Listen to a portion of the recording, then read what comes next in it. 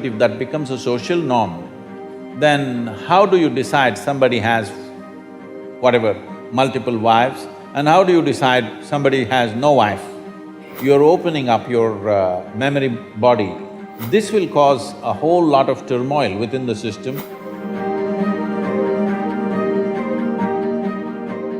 Sadhguru, my next question for you is, why can't one husband be with multiple women and one woman or a wife can be with multiple husbands in today's society among consenting adults? And what impact do these people have when they're involved in such relationships? See, body is the front end for every other creature on this planet.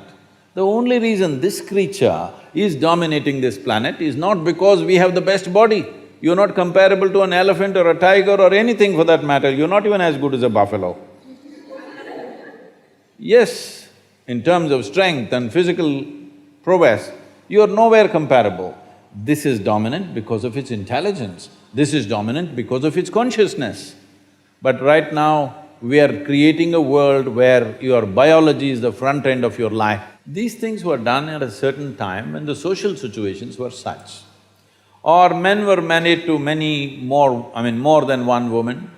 This was mainly because men died more often than women.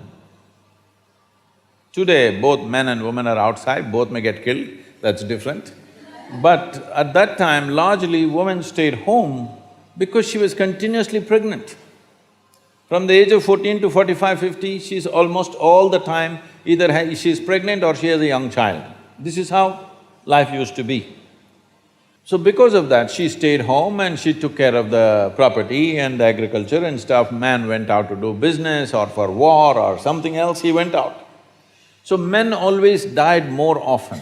So generally, in most societies in the past, the number of men was much less than the number of women, always. This has been the state all across the world.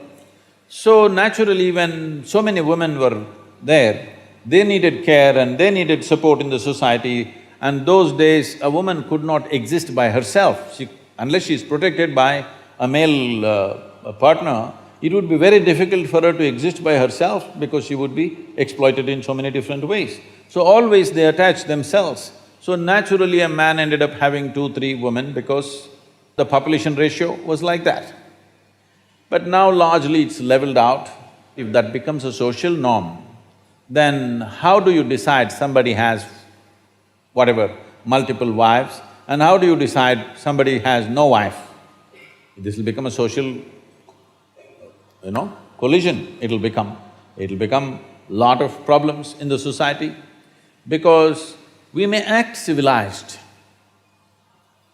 I'm very particular, I'm very clear about saying we act civilized, but when we are denied basic things that we need, all our civilization evaporates and we will behave like animals.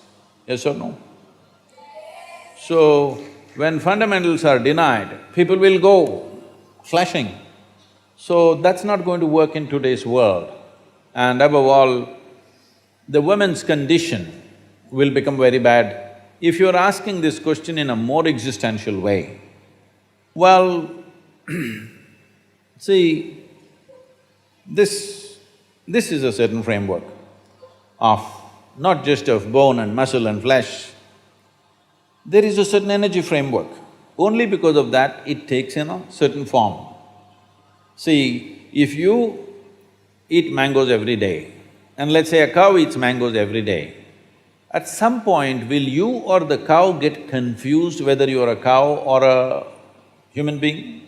Or will the cow get confused? Such a thing never happens because there is a clear-cut inner framework to which flesh and blood is added. But there is a framework, an evolutionary memory framework is there, it never gets broken, isn't it?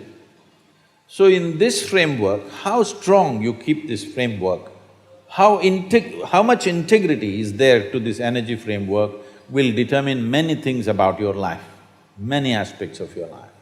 Especially if you want to raise this life to another level of function, it's very important you maintain this integrity.